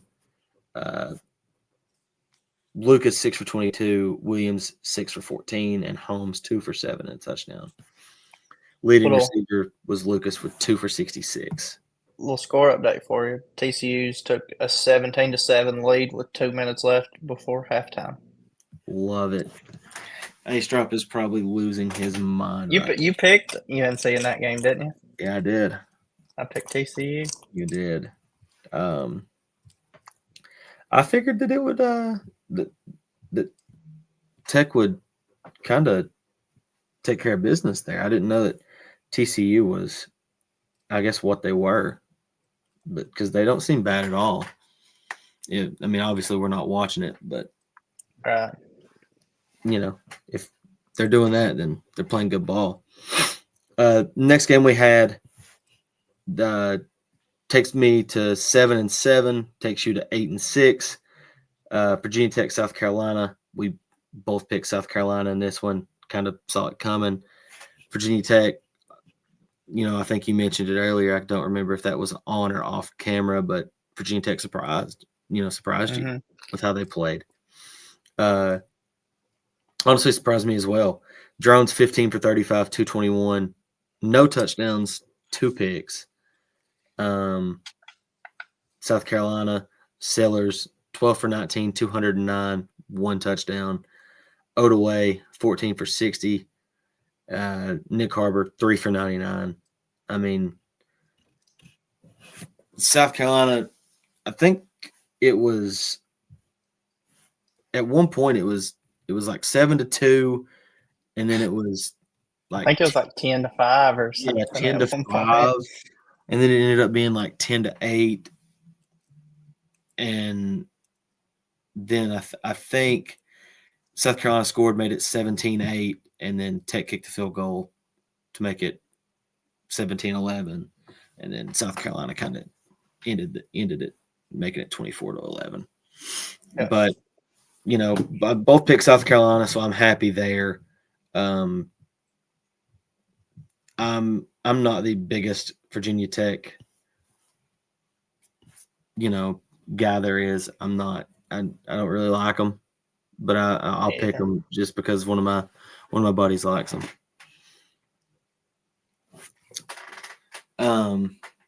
So yeah, that took Bray to 8-6, me to 7-7.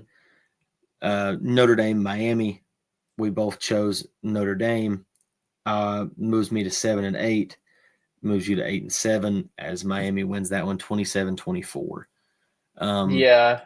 Carson Beck looked better, I will say. Yeah. The Carr kid from Notre Dame struggled. Yeah, 2 touchdowns, 1 pick. But I mean, doesn't tell the whole story of that game either, of how he played. No. Miami's D line's pretty good though. Oh yeah, I will say that about them. Their D line is good. Did you see the catch that one of Miami's receivers? Yes. Yeah, that one-handed catch. Yeah, CJ Daniels is the kid's name. Yeah. Crazy. That was freaky. I don't know, but Beck did look much improved though than from what he did last year. I think he threw 2 touchdowns. I think it was like 200 and some yards, but he did look a lot better. I will say. I thought I still think Clemson's the team to beat though. Yeah, I don't. In the ACC. I don't think there's much more to go from there. I think Clemson wins the ACC still. I think Miami will be good, but I think they'll lose. I think they play Clemson. I think they lose that game. I think there's potential for them to maybe drop 2 more after that. Possibly. Next game, jumping into it, we've got Virginia and Coastal Carolina. Both chose Virginia in this one. Choosing the home team worked out for us as Virginia got a big win, 48-7. Moves me to 8-8. Moves you to 9-7. Coastal Carolina just kind of looked inferior. I mean, early in the game, at halftime it was 28-0. Yeah. I'm gonna be honest, I didn't watch any of this game. I didn't either. I'm looking at the stats. That's the only reason I can tell you it is. And I watched the highlights earlier. That's the only thing I did watch. What was the final? 48-7. Yeah. North Carolina, TCU still playing, so that is not on our picks yet. And the last game to round it all off, Tennessee, Syracuse. Both picked Tennessee. Moves me to 9-8. Moves Brady to 10-7. As Tennessee won that game. Did you get to watch it? Yeah, I did. I watched the whole thing, and I really like Aguilar. I like how he airs it out. He don't care. One thing I wish he'd start sliding because he's going to get killed eventually. But I kind of like how he runs. Our running back room, I think we got 3 guys. I think we have the best running back room in the SEC, if not one of the best in the country, with Deshaun Bishop, Peyton Lewis, and Star Thomas. Receivers are good. I don't know. I really like Aguilar though. Aguilar, really good. What do you have, like 260 and 3 touchdowns? But he looked good, dude. Like, he looked a lot better than his stats showed, in my opinion. Yeah, let's see here. Aguilar ended the night 16 for 28 with 247 and 3 touchdowns, no interceptions. Star Thomas had 12 carries for 92 yards. Deshaun Bishop, 11 for 82. Peyton Lewis, 8 for 38. Joey Aguilar, 6 for 34. Another thing that I thought was kind of wild is that all three of our running backs scored. Star Thomas scored late in the game, later in the game with Star Thomas scored late in the game with a receiving touchdown. Deshaun Bishop got one. Peyton Lewis also got one. I will say something that made me so happy that I didn't know what to do was the deep ball to Braylon Staley. Oh my gosh, I know. I mean, the first deep ball we threw connected. Well, not the first because we threw one on that first drive, but it ended up being called the PI. Yeah. I will say this though, to interrupt you. Sorry to interrupt you, but two things really. One, our receiving room's very good. Braylon Staley's good. Matthews is going to be good. That Travis Smith dude's going to be good.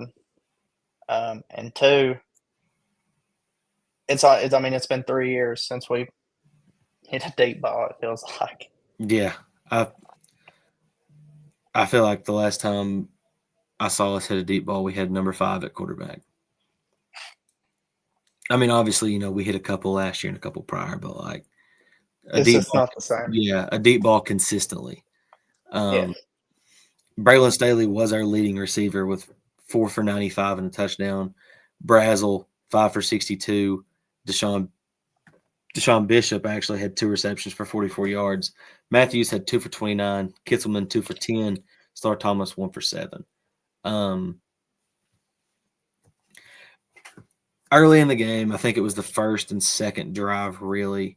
I don't know if it was nerves or what it was. There was a couple drops on first and second down.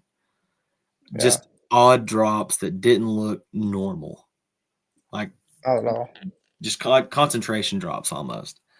Then later on in the game, fixed those, made some really good catches, some contested. And so, I think our receiving room is, while it may be kind of small, we don't have all, a whole bunch of scholarship guys there, but I think it can still have the potential to be a really good receiving room. Defense also looked good at times, looked great at times. The first half, little work there though. Yeah. You lose Ricky Gibson early. About the whole D line. Yeah, it was tough. It was tough to lose that.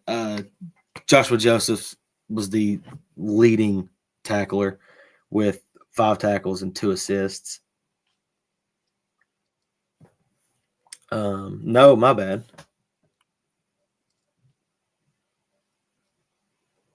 No, he was not. Arion Carter was. 3 tackles, 6 assists. They only count for half, but so realistically, Joshua Joseph was, but whatever. Right. Colton Hood actually. Did you see the fumble, scoop and score? Yeah. Colton Hood came in and played really well. Yeah, I think coming in, I kind of forgot he even went to Tennessee. I did honestly. Too. I forgot he transferred from Colorado. But he's going to be a big help, I think, when McCoy gets back, and obviously when Ricky comes back, whenever he does. Going into the year, I thought our secondary was going to be pathetic.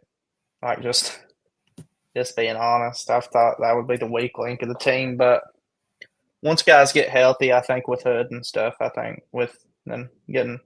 got Hood, then you got Ricky Gibson and McCoy coming back. Secondary should be pretty solid.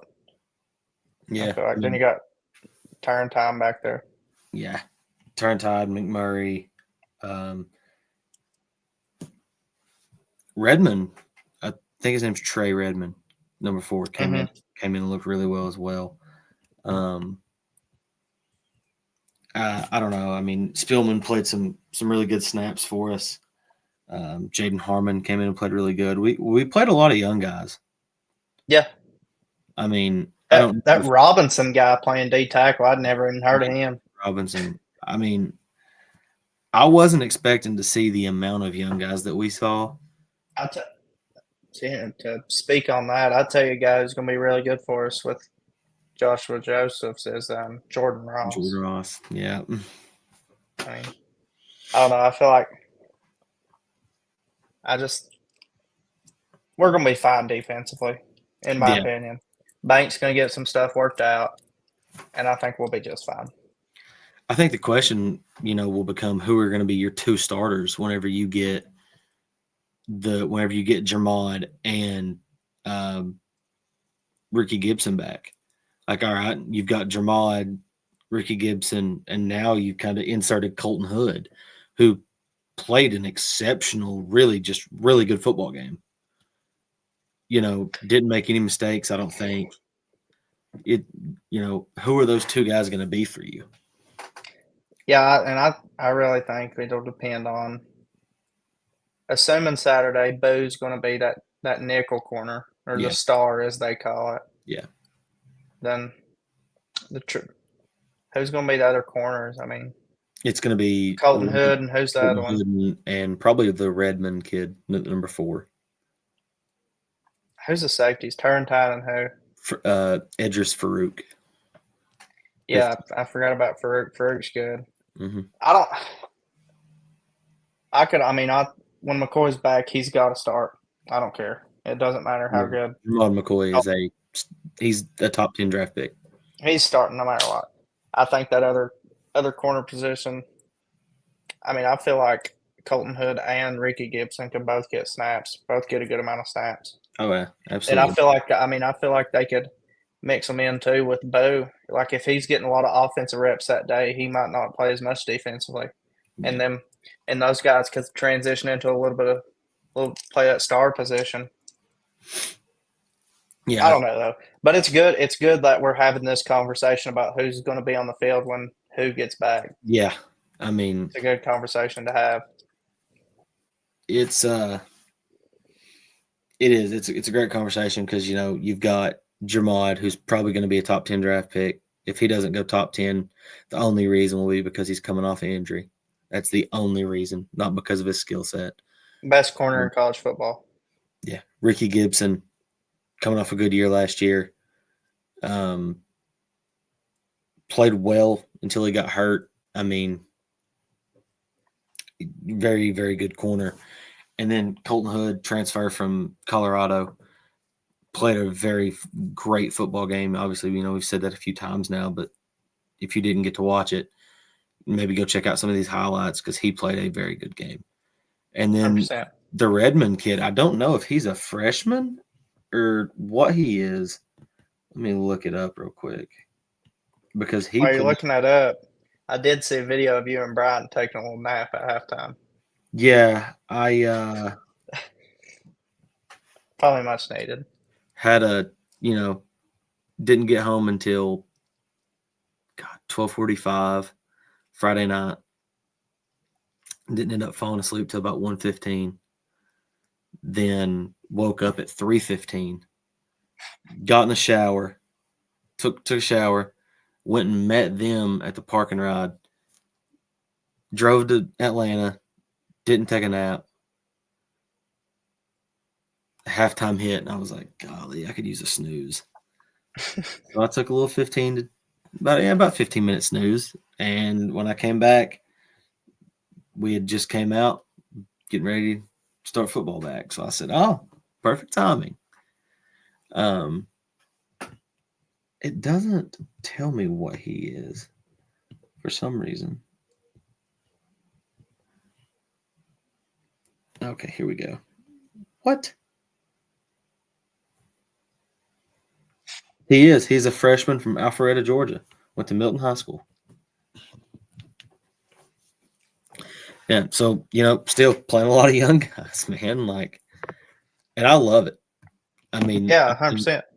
I think we kind of touched on it the other night, more so high school football, but, and I'd kind of mentioned Josh Heupel says it best whenever, hey, young guys, you don't have time to be young. Right. And that kind of happened for Lehigh the other night as well, going back for that. AJ Huff goes down.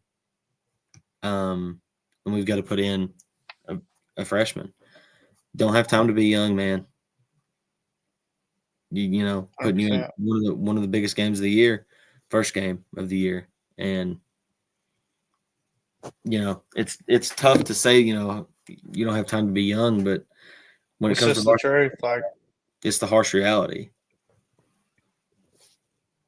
in college, you're seeing it now. Like 10 years ago, you might see one true freshman starting. Now you're seeing 4, 5, 6 freshmen. Yeah. Like it's just game's evolving, and you got to grow up fast. Yeah. College, high school, whatever it is, you have to grow up fast. I mean, and now you're paying those guys a crazy amount of money to even get them to join your football program. So now then it becomes like, well, I mean, I've got to play them. 100%. I mean, Not going to waste it. $4 million. Why would I have them sit the bench? Right. So, but yeah, that's all I've got. Brady, you have anything you got anything you want to talk about for tonight? No, I mean, I think we covered everything I had in mind. Yeah, just hopefully everybody watched all the way through. I feel like we talked about some good stuff, talked about the upcoming games this week, our predictions and whatnot, went through all the games, and obviously had a great guest in Parker Lowe, freshman starting quarterback at Honaker, who was our very first Under the Lights Player of the Week. Glad we got him on. Could talk to him for 15, 20 minutes, however long it was, and great kid. Like we said, like Lucas said, starting the episode off Thursday, right? Wednesday, Thursday. We'll have another one. Let's get some guys on. Not sure which day we'll do yet. Wednesday or Thursday one, we'll have another one. Try and get some Lehigh guys. Try and get some T-Dub guys. Get 2 kids from Graham and Gage Palmer and Jasir Williamson, hopefully. I think we're going to try and get them on. And anybody else that wants to join, that'll probably be out Thursday or either Wednesday evening, Thursday evening, or maybe even Friday morning. Just depends, really, when we get it up and going. And yeah, I mean, we talked about a lot of stuff. Talked for 2 hours. I feel like it was a really good episode tonight. Yeah, you know, we've kind of talked about it. You know, said it before. You know, Monday nights or Sunday evenings, like that's kind of our longer episode. It's whenever we hit all the big points of the week. You know, we hit the games, and you know, we predict our games. We get some maybe our player of the week on, and you know, so on and so forth. And we kind of talk about our last week games. Our Thursday game, or Wednesday, Thursday, Friday is like Bray said, we're just gonna probably be a shorter type of episode for just interviews and stuff, and talk about some of the games and how those guys are feeling this week. But with all that being said, we hope you guys enjoyed. You know, we love doing this for you guys. Don't forget to check out those down there below. I don't think we've posted anything to Instagram. This will be our 3rd episode for the YouTube, and I think we're going to try to get some videos on TikTok there. Hopefully, sometime this week. It's not easy to figure out, guys. If any of you guys know how to do all that, please message us. Yeah, contact us. Let us know. We would love to figure out how to do it. I mean, I'm trying to figure out how to edit, and it is blowing my mind. But yeah, we hope you guys enjoyed. You know, go check us out, give us a follow, subscribe, like the video. That way we kind of know, you know, what you guys like. You know, let us know if you guys want anything in the comments. You can always comment and just tell us whether you want to see more of something or you want to see less of something, or, you know, if you guys want to get anybody on, you know, who you guys think could enjoy talking to us or we would enjoy talking to. Just throw it in the comments, and you know, we'll try our best to get those guys on. Yeah, thank you for watching, everybody. Absolutely. I had a good time this evening. Yeah, it was a great time with you guys. Hopefully, you know, you guys enjoyed. We'll talk to you Wednesday or Thursday, maybe potentially Friday, just whenever that video can be gotten out. But yeah, thank you guys for watching. See ya.